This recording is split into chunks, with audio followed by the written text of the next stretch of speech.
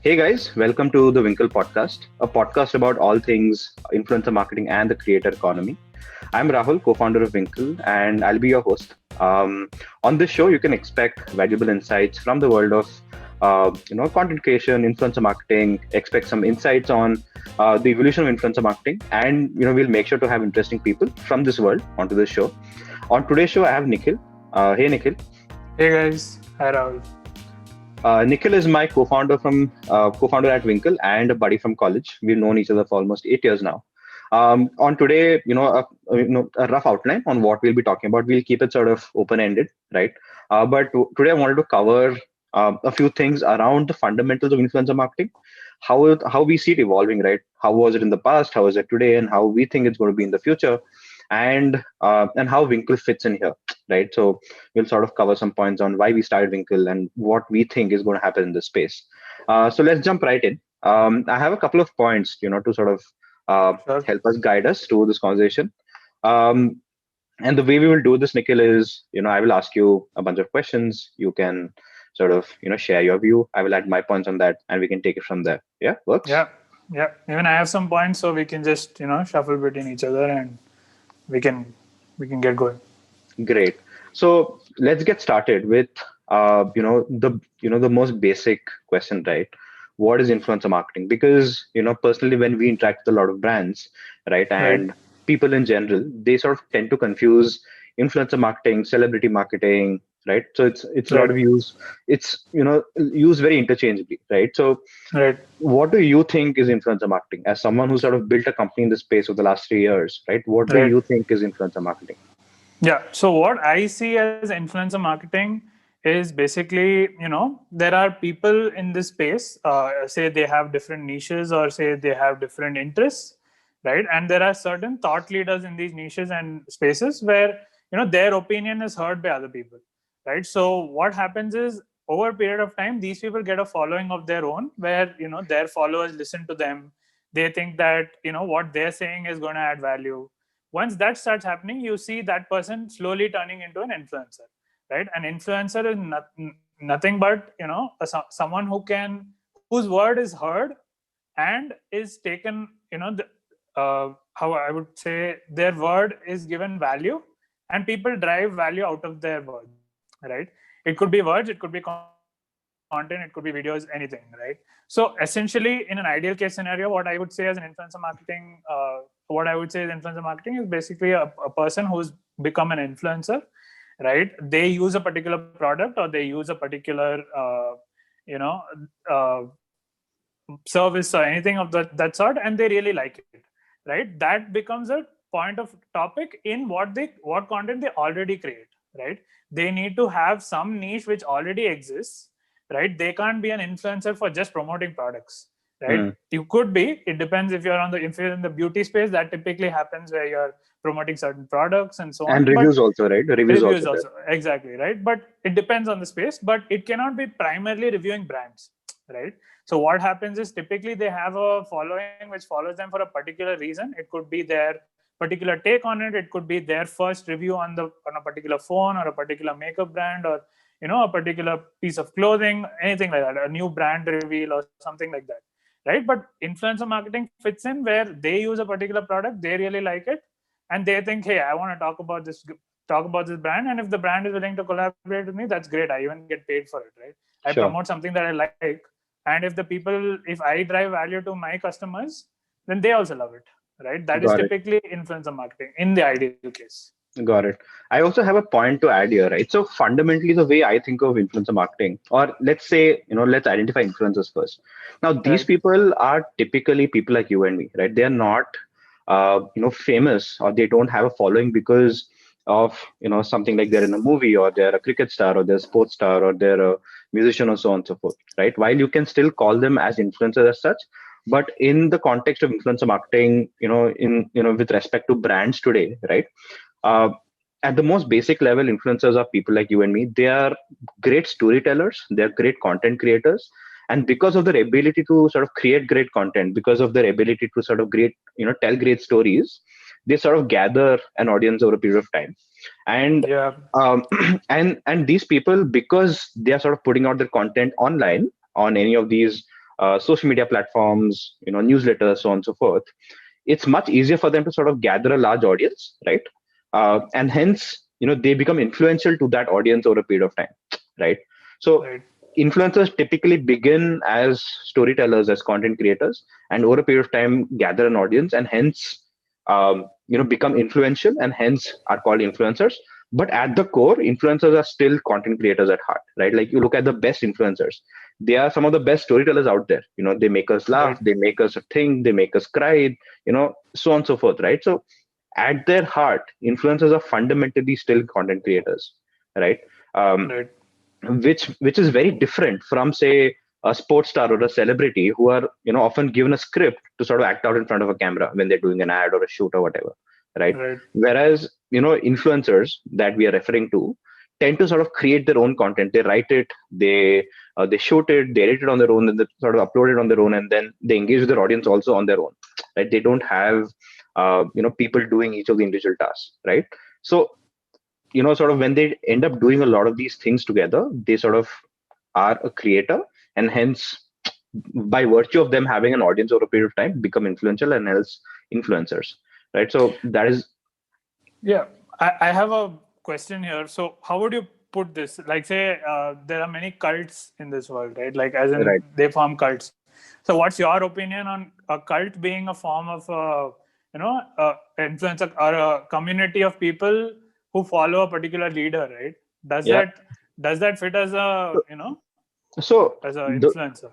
exactly right. So the way I look at a cult is nothing but people.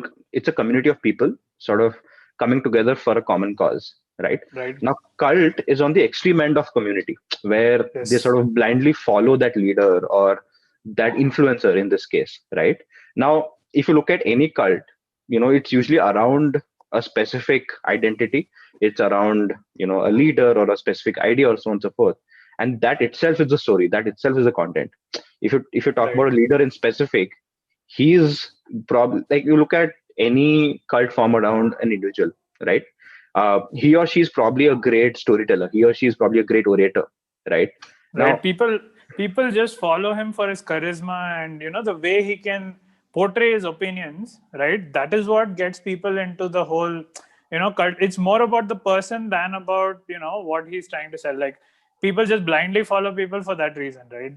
They love they love the leader's charisma, right? And right, they start believing whatever the leader believes, right? That's an extremist exactly. Now version of it. that comes from his skill of storytelling, right? Yeah. Which in today's world is synonymously called as content creation, right? Right. Uh, so, okay, now that we've covered fundamentally who influencers are, right? Let's sort of Yeah. take a trip back memory lane and sort of let's try and discover uh, how Right. and when did influencer marketing really start, right? Or the concept of influencers, when did it really come about? Because a lot of times we get asked questions: will influencer marketing really survive? Is it relevant Right. today, right? And That's why actually ask? a really funny question because, yeah, because like you were saying, people think that influencer marketing is a new phenomenon, right? It's not. In fact, it is one of the oldest phenomenon that has exist that people don't see, and today it's just been labeled as influencer marketing, right? Right from our ancestors, where we were tribes and we were small communities of people, right? There was always a leader, and his words were followed by the tribe, right, to survive. Yeah, That is the earliest form of influencer marketing that I've seen. Like, as in, it's not, they're not marketing anything, but it's a following of a influencers, leader, influencers, influencers, right? right? So that is the earliest form. Like, people actually underestimate the value of a group or a leader who and his opinion that he has, and people don't see it. Like, today influencer marketing is just seen as a thing that is there on online or on Instagram or on YouTube and so on, right? But this behavior has been with us since since days past, Yeah, right? yeah, Even right from the very old times where, say, we were tribals. Tribal leaders were influencers of sorts, right? Before cinema and after tribalism and all those things, before cinema and all that, they were the political leaders, like, say, people even like Hitler, or people even like Stalin, and people like the different political leaders of the world. They were all influential in some way or the other, right? And yeah, people followed them. yeah. And then came the celebs, where people started becoming more famous online, or not online, on On films movies, and on on movies, and movies, and yeah, yeah, exactly. And people started following them. right? And there were like, you would have seen before influencer marketing became a thing. There were Yeah. so many like celebs out there, like say Shah Rukh Khan or whoever used to endorse products, and people used to buy it, and it used to work, Yeah. right? It was also a form of influencer marketing, but more on the celebrity side, Yeah. right? Today, it has formed a niche on its own, where influencer marketing is people who are non-celebs, right? We like to call it that way, right? People who are non-celebs who basically promote a thing because they have audience for some other reason, right? They have a niche, they believe in something, they talk about certain things, and hence a social media influencer is the Yeah. today's thing, Yeah. right? Yeah. I, And I definitely want to hear what you have to say. and in today's context, right? When we talk about influencer marketing, because all these previous influencers sort of have been, really well used. Like people have, spent tens of millions, in fact, hundreds of millions of dollars, in fact, maybe even billions of dollars on celebrity marketing, right? Yeah, Today, when you talk about influencer marketing, it's more about, digital content creators, right? And the reason, the focus is on that because their engagement with their audience tends to be much, much higher, right? And people and audience today has evolved much more, right? If a celebrity comes and tells you to buy something, you probably may not because you're a lot more educated. You are right. self-aware that he's paid to do this, right? Whereas when you connect with a digital personality online, a content creator, right, there is a lot more beyond because that person is sort of engaging with you in the comment section. He's probably engaging with you on Discord, on Telegram groups, right? Or Right, I've seen a lot of creators even have their own WhatsApp groups, right? right, So that engagement level is almost like that creator is your friend, right? Now, if you look at the world of marketing, marketers crave for word of mouth marketing, right? Where they want their products or services to be sort of recommended by a friend to another, right? And influencer marketing is as close as you can get to word of mouth marketing, right? By sort of actually doing it on your own, right? Otherwise, right. word of mouth marketing, in many cases, it's really hard to sort of kickstart on your own, right? Um, so influencer marketing today is as close to word of mouth marketing as you can get by sort of initiating it on your own. Right. And one more thing that you mentioned, where you were saying the difference between how a celeb and a normal influencer is, the way you approach that influencer is different. Like, say, you would have seen a Shah Rukh Khan or whoever on cinema, and then you see him on an ad. There is no in between. Yeah, There is yeah, no journey in between, right? But if you see an influencer, it's more like they create content that you really like, which you follow anyway, right? And then they plug in certain things which they think that is valuable to you, and it's on the influencer to find that balance, right? Like he needs to figure out where's the balance between adding value and plugging in a brand. If he does only plugging in a brand, he also becomes like a Shah Rukh Khan, where when you see him, okay, it's an ad, he's been paid for it, that's why he's promoting it, hmm, right? But if he can strike a balance, like I know some creators who do custom things with brands, like say, let's take the example of MKBHD, right? He takes very specific brands and he works with them because they work in his niche, right? exactly. Like say D brand skin, which he works with, they are closely related because he talks about phones. D brands make skins, and they make skins exclusively for him. Like he has his own design, right? Which is a great way to promote the brand, right? Yeah, yeah, yeah. And the thing is, the interesting thing here is MKBHD audience knows that he's promoting the brand, right? Yeah, But they still go ahead and buy because they know that he is genuine, right? exactly. Right. I think that's the power of an influencer today versus say a celebrity or whoever else in the past, right? Uh, Right. Today, when And an influencer is promoting something, at least you sort of get to know the audience is smart enough to know when an influencer is lying or when they genuinely exactly. mean it, right? Right. And in an influencer's life, you see his lifestyle as well. It's not only the on-screen presence that Yeah, you see, yeah, because yeah, people vlog and all that, right? Like you remember in the olden days when people used to do the Coke ads or the Pepsi yeah, ads, we used yeah, to be like, do they even drink it? Like, yeah. do they just And show like they're there, drinking and then they remove it? there was an interesting thing where Shah Rukh Khan, I think he still promotes, but he used to promote this Hyundai Santro car, right? Okay. And Oh yeah. you would Like never believe you he would never doesn't have a believe that sense. Shah Rukh Khan will ever drive or sort of travel in a Santro car, right? But yeah, I Right. mean that was acceptable a few years ago, right? But today, the audience will, so there was a recent again another recent example where Ganguly promoted Saurav Yeah, yeah. Ganguly promoted a healthy, I mean a cooking oil brand, And Yeah, and then that he got the heart problem. so the oil brand, one of its USPs was it's good for your heart, right? And then when sort of he had a heart ailment recently, right? People start questioning the brand as to Yeah, it doesn't seem and right, I think the brand got it removed after that. They pulled down the post and all, every social media presence they had of Ganguly, they got it removed. And right? here, typically, it is because Ganguly shifted from only on-screen presence to a social life, Exactly. right? So he started putting out his social life, like because of which people understood, okay, this is what he does on a daily basis. So the brand that he's plugging in makes no sense, right? It seemed fake when he sort of got it right. Now, Exactly. not saying that if someone will consume that oil they will not have an heart Yeah. ailment, Yeah. but again, That. to an audience it just didn't make sense, right? And people questioned it, right? Now coming to the point where point blank question, right? Like, um, is influencer marketing here to stay, right? And I think we sort of gave some background on it, right? um, Right. so what is your view? What do you think, or how do you think it's going to evolve, from here in the next 5 years, 10 years, maybe? Okay, let's make it easier, in the next 2 years at least, right? How do you Right. think the concept of digital content creators, social media influencers, is going to sort of change from to what it is today to what it Hmm. might be, say, in 2 years, 3 years time? Right. So I would ideally want this to, because we built this together, right? I know most of your thoughts on many things as well. So let's go topic by topic and let's like talk about it together. So the Sure. first thing I see is obviously, like I told you in the previous thing, how influencer marketing evolved from tribals to the different paths it took and then where it is today. I think the next big path, I have a couple of points, right? One would be definitely moving into non-social spheres, right? Places where it is not so open. Like today, if you look at an Instagram page, it's mostly public, right? If you look at a YouTube page, it's mostly public, right? But I have seen groups that come up on WhatsApp and Telegram who are basically getting these people to join their Telegram groups and WhatsApp groups, and they are influencing in that space itself. It mostly happens in these trading spheres. It happens where people are giving out trades, shouting out trades, or say talking about a particular product. Like say if they find a deal on Flipkart or Facebook or on Amazon or whatever, right? They post it over there so that their audience can go buy that product.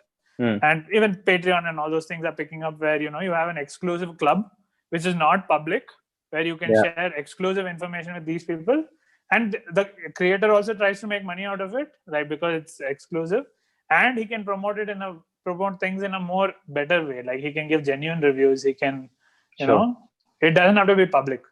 And I think the path it's moving in is, now, say in the past couple of years and even today to a large extent, you have public channels like you mentioned, and there are thousands and hundreds of thousands or even millions of followers that a creator or influencer has, right? Right. But what they're also trying to do is, so you must have heard of the concept of 1,000 superfans, right? Where I think Tim Ferriss spoke in his book, in his one of his book or a blog, I don't remember, but the concept of 1,000 superfans, where you know the underlying fundamental point here is, you don't want 10,000 people following you, right? For a normal level, you want 1,000 people Right. who really care about what you're doing, right? Or what you have to say.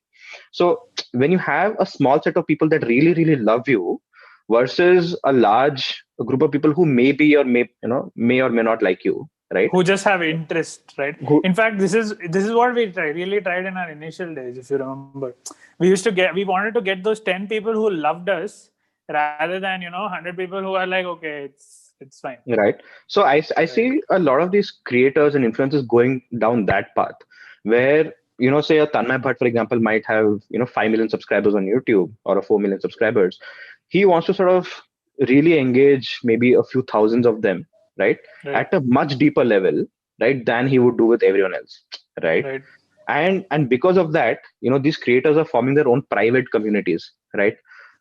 We've seen that happen with OnlyFans, right? We've seen that happen with Patreon in the past, where that club, that private community of people get exclusive perks, benefits, content ahead Yeah. of time, so on and so forth. I'm seeing that happening today in terms of people creating their own Telegram groups, their own Discord servers, right? So I think one clear path is, a lot of creators will sort of create their own private communities and sort of engage at a much deeper level there, right? Right, and also there are some spheres where giving advice is actually illegal, right? There are certain, like say in case of trading, or in case of financial advice, you're not allowed to give financial advice on public forums, mm-hmm. right? Though people want to listen to it, you're not allowed to make calls, or you're not allowed to tell people what to do, right? So in Sure. these cases where people are actually, they know what they're doing, right? They have a track record of being good, and people are ready to take their word for it, or they're ready to do the trade based on what they say, or whatever, what it's up to the person, Mm. right? So they can create these private groups where they can actually do this, right? And also, even what you mentioned with OnlyFans, right? It's a great business, like, as Yeah. in a business standpoint, it's great, right? Yeah. But these are things that can't be public, right? You can't post those things publicly in social media, right? So they create Right. a social media on its own, where it's a closed knit community, Right. right?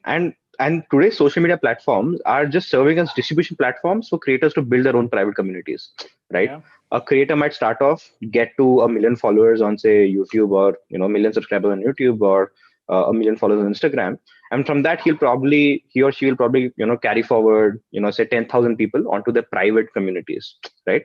right. Where I think the real monetization is going to come for a lot of these creators going forward, right? Now, so one of the ways that even Winkle sort of really supports creators is helping them sort of monetize their content via brand deals, right? Yeah, Where a brand pays the creator to sort of promote a product, service, XYZ.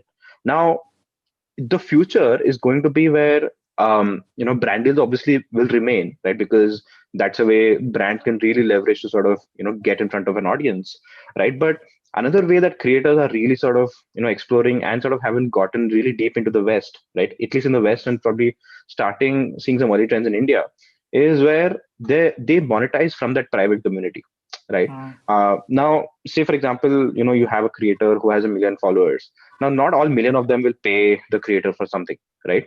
right, Whereas even if out of that million you take 1%, right? That is, say, 10,000 people. If they end up paying a few dollars a month to a creator for, say, exclusive content, some perks and benefits that others may not get, right? The right. the creator is just making $10,000 a month just off that, right? Yeah, it could even And be access to the Telegram group or the WhatsApp group, which everyone does not get, exactly, right? right. So I see, brand deals are obviously going to remain, but I see creators and the whole concept of influencer marketing and the creator economy moving into a point where creators are going to build their own, individual businesses on their own, right? Where they will sort of figure out a way to monetize directly from their audience instead of working with a brand or an Right, agency, right? And right, and I think that is where the true potential of creator economy comes in, because now creators are dependent on brands to sort of sustain their content creation, right? right. whereas And whereas yeah, go on. Yeah, whereas finish. whereas in the future they can sort of build their own business. They will have the direct customers who are paying them money, right? Now, that is when they've truly built a business, right? Now that means that they can sort of survive or thrive a long time into the future, purely basis their content creation, right? And Right, that is when they have become an entrepreneur as such, right? So I right. think the entire creator economy, to sum it up, is moving in a direction where creators are going from people who told stories to sort of becoming entrepreneurs on their own, right? Right. um And if you look at it, the way influencers evolved, you would be more comfortable in saying a YouTuber is an entrepreneur rather than an Instagrammer is an entrepreneur. At least a few years back, because before they started making money out of their content that they create, right? A YouTuber used to make money out of the ads, right? And he used to get brand deals, and he used to sell his own stuff. So there are multiple streams of revenue, right? That is when it's an actual business. Like, as in, he's basically building a business based on his YouTube channel, right? But on Instagram, till few years back, till brand deals was happening, before all that, you wouldn't call a person who is influential on Instagram as him having his own business, right? But moving to these private circles, moving to your own groups, having Patreon, plugging in your own merch and things like that, basically widens the circle and provides a opportunity for it to become an entrepreneurial journey. Basically, because there's so many ways to make money, as in so many streams to make money, you're not dependent on one, right? So it becomes more a better business. right? Yeah. And that brings me to the next point, right? Now, as we are seeing small private communities getting created, right? I also feel, what's really happening is these content creators are actually getting into or creating content in niches that are getting smaller and smaller and smaller, right? Earlier, you had someone like, a generic fashion, influencer or fashion blogger.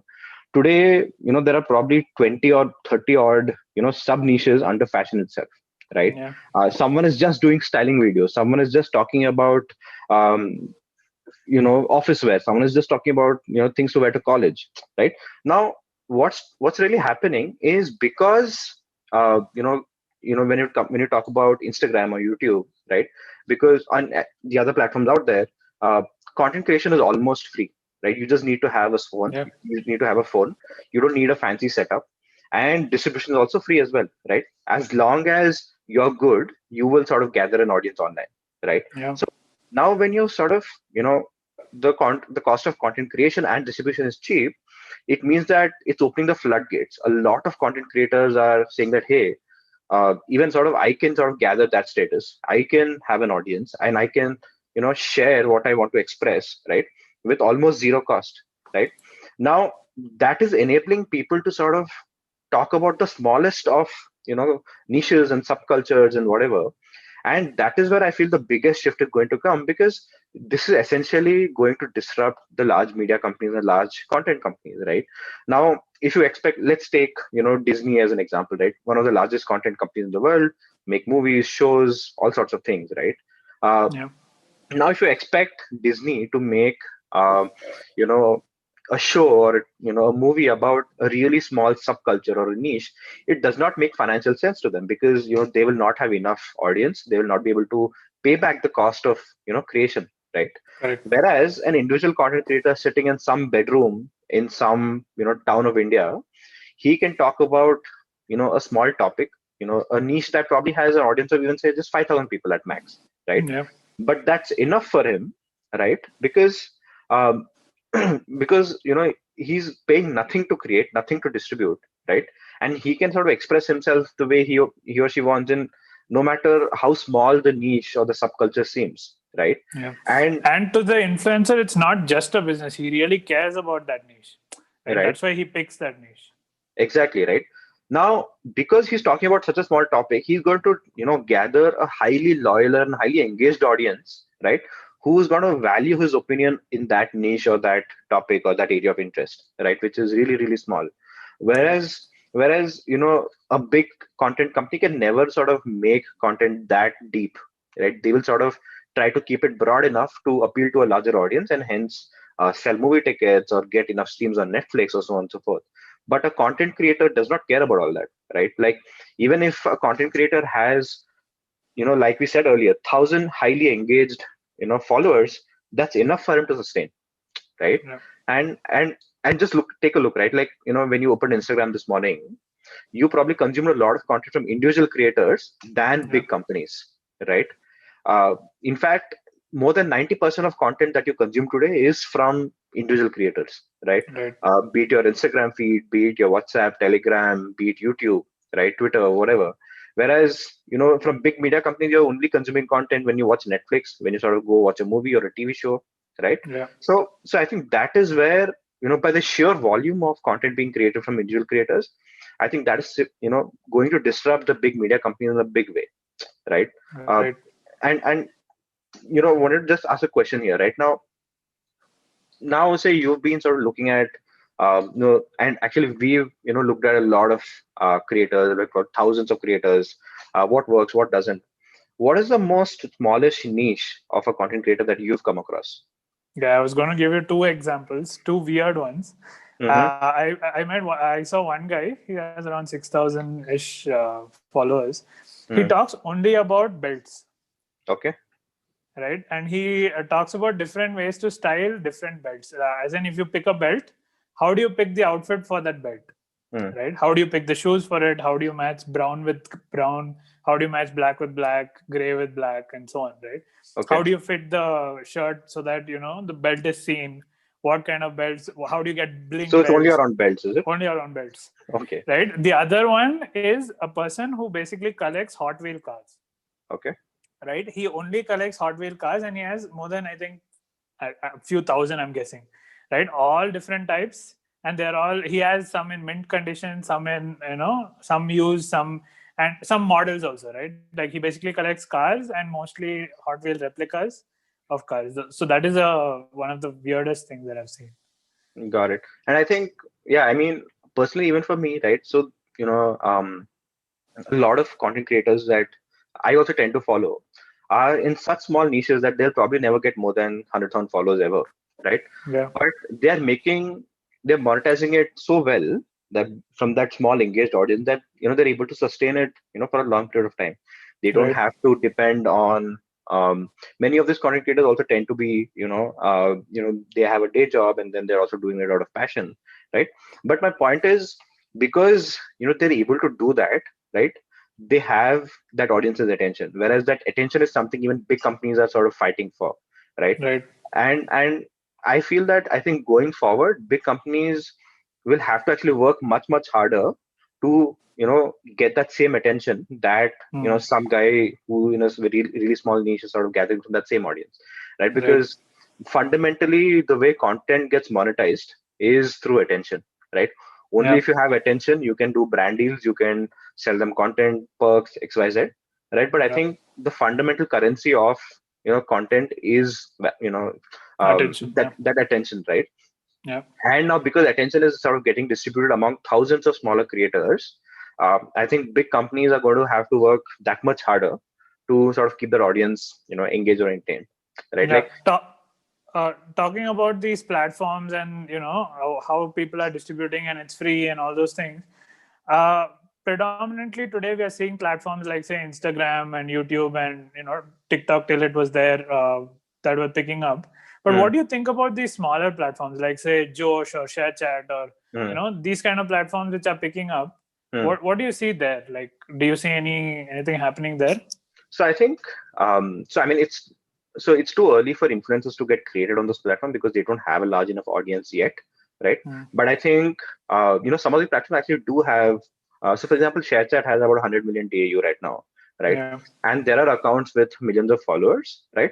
But I think, for influencer marketing to really sort of capitalize on those influencers, it's a while, some time away, right? Because on ShareChat, for example, the primary behavior for an audience is mostly reposting content, resharing something, right? Right. Something found on WhatsApp gets reshared onto ShareChat and vice versa and so on, right? So I feel for influencer marketing to sort of really, happen on a platform, I think what's really important is the aspect of, content creation rather than curation to an extent, right? Um, Obviously there is some value in curation as well, but I think fundamentally it's about that creation. You have to tell a story in your own unique way, right? Right.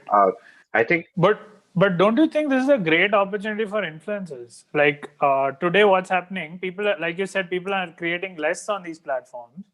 If they are able to crack it, right, where they say penetrate into ShareChat and they're able to form a niche there, they're able to exactly. create a piece of content which everyone shares, and the nature of ShareChat is to share, right? Don't you think they can explode over there? Exactly, right. So that's a great opportunity for a lot of creators who sort of create content in Indian languages, right? Right. Where I think ShareChat can be really used. I think TikTok did that really well, right? Where TikTok opened up content creation for India 2, India 3, and Specific, beyond, yeah. right? Where like YouTube, you don't need to have a a good setup. You can just sort of take a phone and record. You have the music, you have the effects, everything is there on the app.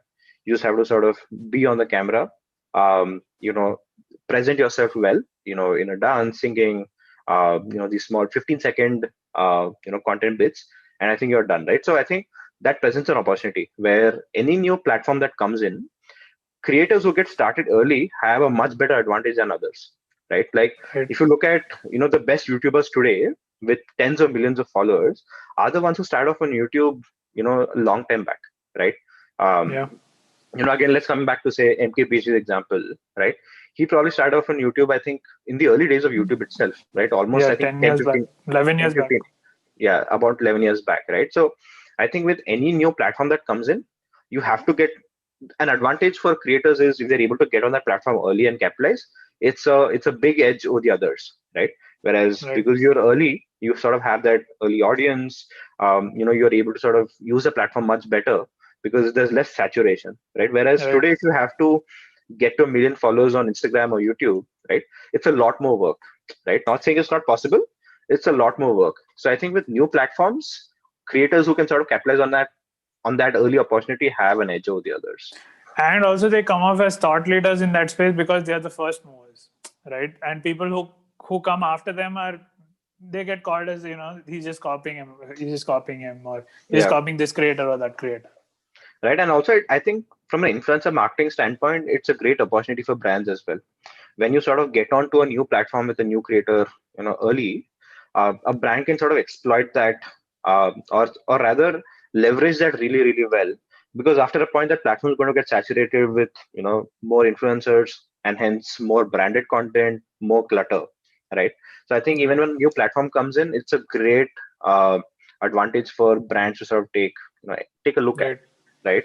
Um, So here we spoke a lot about the creators, the way they talk to their audience, the way they build their audience, right? But typically, if we see, it has been really hard for companies to find influencers, or say find these people who they want to work with, right? So, uh, I mean, that is why we really started Winkle, right?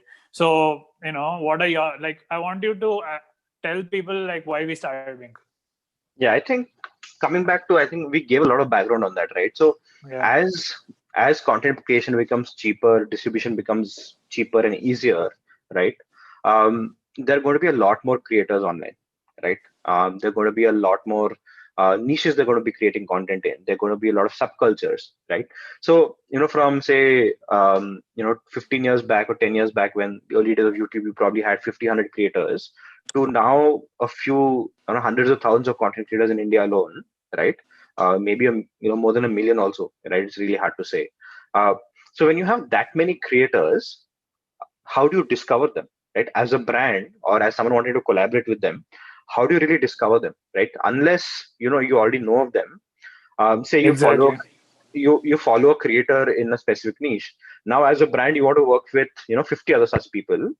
How do you discover them, right? I think that is where, um, and that is one of the reasons why you started Winkle, right? Where we want to sort of standardize the entire uh, collaboration aspect, right from discovery of these creators, right? If you know a creator, the Winkle platform allows you to discover 50 or 100 such creators and sort of work with them. The platform takes care of the entire collaboration process. You don't want to sit and call 50 creators, send them tons of mails, messages, phone calls, so on and so forth. So the Winkle platform really allows you to discover those creators, know how good they are, know how engaged their audience is, right, and all that metric, and the entire collaboration workflow, right from onboarding them, sort of negotiating their rate cards, their rates for deliverables, sending them the brief, communication, payments, so on and so forth, right? So the Winkle platform really automates a lot of this manual redundant work that humans still do, right? And Right. that is where we sort of unlock the true potential of influencer marketing, because now you're able to collaborate with say 50, 100, even 500. We've also done campaigns with 500 creators, right, where you're truly able to unlock the potential of content creators at scale instead of working with say one, two, three, four, five creators Right. at a time. And typically, these platforms, they're usually restricted in their search. Like you can either search for a hashtag or you can search for a person. Hmm. Searching phrases is very hard, right? So you typically fall prey to their algorithm. Basically, whoever they show you is who you see, right? But Exactly. we are trying to solve that where it becomes indexed, right? As in it's searchable. Yeah. So we are Yeah. trying to be like a search engine for influencers where you can just Exactly. find them and you can work with them, Exactly, right? right. And I think that is the true value, right? And I think that is what Right. I feel a lot of people should be doing, because we see a lot of companies or agencies, influencer marketing agencies that are in the space, right? And what they're really doing is they're just finding people of Instagram or people they know, and then sort of asking brands or suggesting them to brands, right? But I think after a point, you're sort of oversaturating the same creator with a lot of brand deals, right? Right. Whereas I Right. think the true potential comes in where you work with a creator who's highly relevant to you, right? And now the problem is discovering such a creator is a challenge, on the platform itself, right? Unless you Yeah, already and it know gets about, harder and harder as you work with more of them in the similar niche. right? And I feel, because this space is growing, and this, it's like growing the pie together, right? It's not Yeah, about competing with each other. I feel, agencies, platforms like us, should sort of come together and figure out a way to sort of, grow this industry much, much bigger than what it already is, right? And I think uh, right. a lot of agencies should sort of really start focusing on creator discovery, right? Rather than from a pure service mindset, right? Right. Let's get this brand deal and let's get sorted with. Because I feel for the long term, next 10, 15, 20 years, for the space to really boom, you need to be able to provide, that standardization at scale. That is where a lot of collaborations can happen, not just with brands and influencers and creators, but among creators themselves, right? Right. uh, Right. Today, even when creators collaborate with each other, one of the reasons they end up doing it is because to sort of grow each other's audience, right? Like I get Yeah. exposure to your audience, you get exposure to my audience, right? Now, that collaboration tends to happen today only with creators you personally know or you follow, right? Yeah. Whereas imagine if you could sort of collaborate with, a super content creator you've never heard of, but you discovered, right? And you find very interesting, right? So I think the potential to collaborate also sort of blows up when you're able to build a great discovery engine for creators to begin with, right? Right. And I think that will truly sort of help influencer marketing as a channel, help creator economy really, really scale. Um, Right. And if we can crack this, basically it's like, if brands see value here, they will spend more, which means the pie grows bigger. Right. So exactly. everyone gets a piece of the bigger pie. Like an ideal thing would be where imagine if all influencer agencies, all platforms, right, sort of collate all their influencer lists together Yeah. and create a common platform. Master list. Yeah. Exactly, Like right? a decentralized crypto network kind of, as in not Exactly, crypto, but decentralized influencer network. right?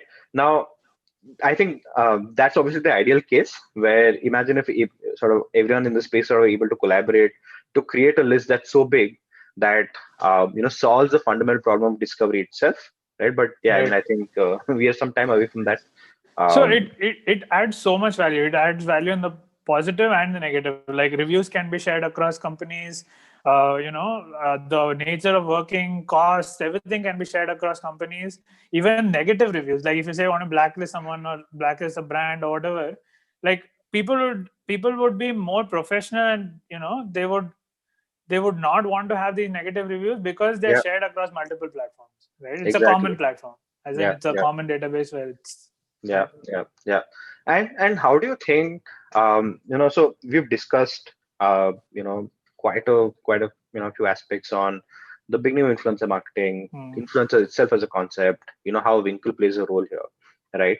Now, in the future, do you think, let me ask a question that's probably against, the narrative of our industry, right?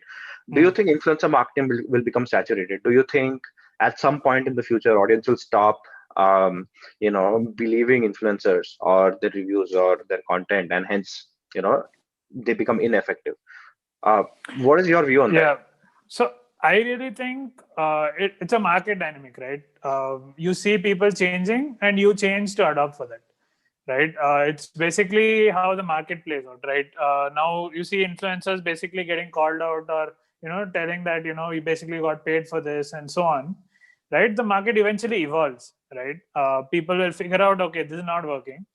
Let's figure out what is going to work in the future, right? Mm, And mm, they would make it more efficient. They would find out a different way to do it, right? I might not be able to tell you what it would be today, but that's how typically a market works, right? Like you see it's not working, like typically how a Google ad, like a banner ad worked, right? In the initial days, it used to give you the first few days it used to give you 40-50% click throughs, right? Today it gives you 0.1 0.2% click throughs, right? But the volumes are way higher than what it was back then, sure. though the volumes were very small back then.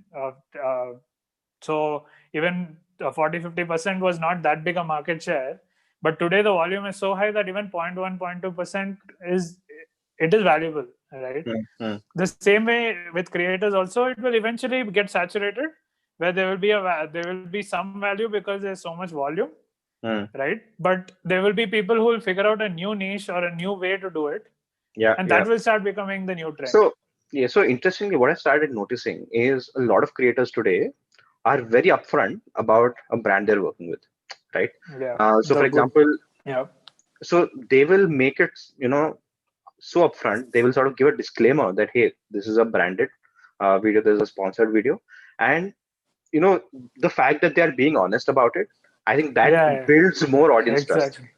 right? Like And I think I trust a product more, like when an influencer endorse it, I trust it more when he's very upfront about it. Like he tells that, hey, this video is sponsored by this coffee brand, and I use this coffee brand, and it's right there. Like, right. So I think a lot of creators need to start doing this, where they're very upfront versus subtly integrating it, right? Where subtle yeah, integrations are fine, but I think there has to be some disclaimer, some upfrontness about it, that hey, I've been paid to do this, right? The moment an audience notices that an influencer is trying to hide a branded collaboration, I think that's the moment they start losing trust, right? And I right, think along with attention, one of the primary currencies of a content creator or influencer is trust, right? yeah, And I think the moment um, an audience starts losing trust, it's a slippery slope from there, right? I think it's so easy to lose trust that I think the once you find out an influencer has sort of not given a proper disclosure, or trying to hide something, right? You stop believing, you stop following them, you stop right. engaging with them, right? So I think trust happens to be, and I think with the question of will influencer marketing become saturated, I think uh, creators will always exist, right? Content creation will exist. I think it will sort of evolve into different forms, right? Different Right. formats, different platforms, right? If say influencer marketing on Instagram gets saturated, there might be a new platform that shows up, right? There might be private groups of influencers who have their own communities that sort of pop up, right? A lot more. And I think it'll evolve rather than getting saturated as such, because I think at its core, influencer marketing is storytelling, is content creation, Hmm. and humans have been doing that since sort of the beginning of our existence, right? Okay, now coming to one of the final topics that I wanted to discuss, and I think we'll wrap up post this. You let me know if you want to add something right now. Sure.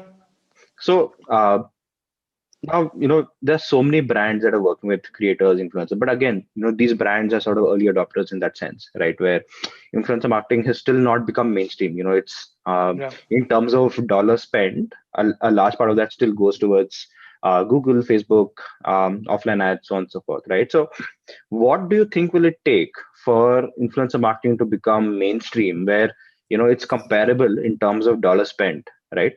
In terms of Right. as a marketing channel, like what are your views on that? So today, people really, rely on people to do influencer marketing rather than, there's no automation, or there's no process, right? Yeah, Like most agencies basically do it on an Excel sheet, or they just, do it as like they just do it yeah, in a haywire manner, right? yeah, yeah, There's no organization to it. So I think technology is one of the biggest piece that will add, saneness to this chaotic influencer marketing space, hmm, right? Purely because tech helps you scale, right? yeah, yeah, With tech, if you have the tech in place, like say today, if you want to run a Google ad, you can run it for $10, you can run it for $100, you can run it for even $1 million, right? yeah, With the yeah, same person, same clicks, same everything. You just have to drag the slider a little longer, right? yeah, So yeah, that is the ideal case scenario where one person can execute any sizable campaign, right? Influencer marketing should get there where automation and tech plays such a key role, where the same person can run a campaign worth 10 influencers or 100 influencers or even 1,000 influencers, exactly, right. right? And I think one of the key things here is a marketer, when they want to sort of use influencer marketing as a channel, want that that ability to predict in advance what might happen to a campaign, right? Today, because it's so manually done by humans, right, you don't have insight into what might happen when you work with an XYZ creator, right? You obviously do have an estimation of your views and so on and so forth, but with actual impact from a creator or influencer, I think that is where tech can really sort of add value, right? Apart from the ability to scale, which you mentioned, I think the insight in terms of Right. data analytics, the ability to sort of Right. Right. predict in advance, right? Because if you look at a content creator, they have um, hundreds, if not thousands, of content pieces already there, right? And I think from a technology standpoint, that serves as a data point. Like every content piece is a data point. Every metric associated with the content piece is a data point, right? Like the number of likes, the number of comments, the number of say clicks on a in the swipe up, the number of engaged comments versus generic comments, right? So I think there is so much data that you know models can sort of use to sort of predict in advance as to what's going to happen to a campaign. I think when you bring in the ability to sort of scale something and that predictability, I think that is when this will really really scale as a significant marketing channel for brands, right? Right. Also, the other side of it, like you mentioned, the pre-influencer marketing, like before you do it, you can analyze it and do it. Even the post, right? Today, what happens typically, agencies spend like a week or two after the campaign ends, and then generates a report and then sends it to the brand. And the whole period of the execution until the report is sent, the brand doesn't know what happened. Yeah, Right. yeah. But today, like we solved in our basically our analytics dashboard, you get real-time analytics. If you use tech, you can build real-time analytics where people can see it live. If something is going wrong, they can stop it, they can Yeah. pause it, they can change it, right? It should be so editable, like how it's a Google ad, right? Basically you can edit it, you can Yeah. delete it, you can stop it whenever you want, right? Yeah.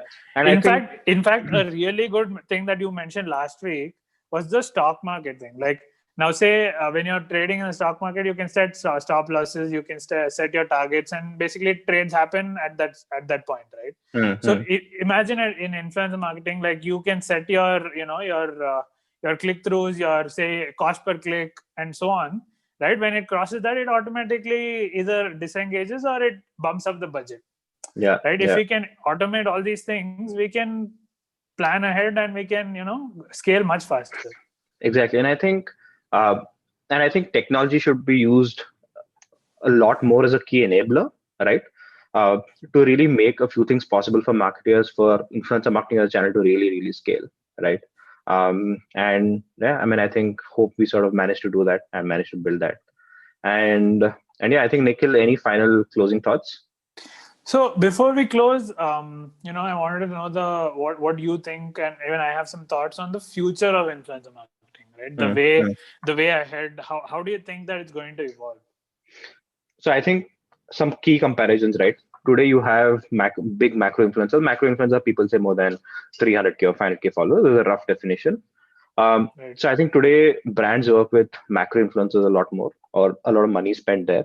Obviously, they end up working with micro influencers as well, right? But I think today, still a majority of the budget goes towards your biggest influencers, right? Right. I think in future it's going to move in a direction where, and also, one more point is mostly brands that can sort of spend, a few lakhs a month on marketing end up working on influencer marketing, right? Right. I think what I've started to really see happen, and on the Winkle platform as well, right? Brands spending even 5,000 rupees a month, 10,000 rupees, right? Like brands that have just started, they have started doing influencer marketing because they're able to discover really small creators that work for them, right?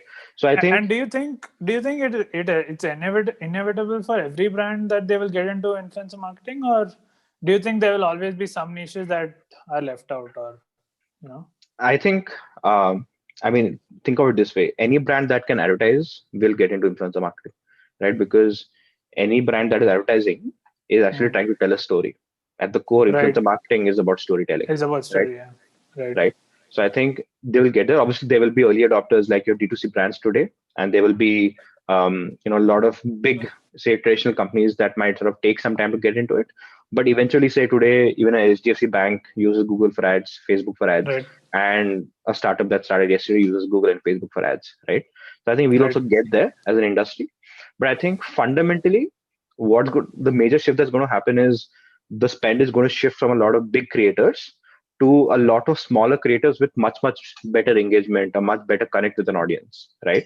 And I think that key shift will only happen when technology allows it to scale, right? Because managing 5 big influencers is easy manually. Managing say 200 small influencers who have that same audience as that 5 influencers is hard to do manually, right? Unless tech enables that, I don't see it scaling. But I think that is where Winkle, as Winkle, we are really solving for that, where, you know, we are sort of trying to build a platform where, you can work with one creator, 10 creators, 1,000 creators, right? Right. So I think once you bring in that flexibility and ability to scale, this shift will sort of get accelerated. But I think, yeah, fundamentally, that shift from working with a few big creators to a large number of small creators is going to happen, right? Right. The only question is, when, When. right? And I also really see the tech platforms, like say it could be Winkle or say some other platform, where many agencies and even individual creators start using it on their own, right? Like say today, what happens is an agency uses Facebook Ad Manager on behalf of the brand, or Google Ad Manager on behalf of the brand. So why can't a freelancer or or an agency pick up a tool like Winkle or any other competitors that we have outside and execute campaigns for a brand, right? It Yeah, could be yeah, so synonymous to how performance marketing works today, that yeah, influencer marketing also will lead there, right? yeah, yeah, yeah. And yeah, I think those are my thoughts. And I think let's close, right? So I think this is it for this episode. Hope you guys liked it, as much as me and Nikhil sort of enjoyed, just chatting, because I think that's what we did. There was no script, there was no, We just nothing. had some points. That's We it. just had some points. So hope you guys liked it. Please subscribe to it. This is our first episode. So please subscribe to it. Follow it on your podcast app, YouTube, Spotify, wherever you're listening to it right now. And if you have any questions on influencer marketing, we would be happy to help you. Please feel free to sort of connect with Nikhil or me on LinkedIn. We'll leave it in the episode notes. Or please write to us at rahul@winkle.co or nikhil@winkle.co. And yeah, until next time, see you in the next episode. Have a great Bye, guys.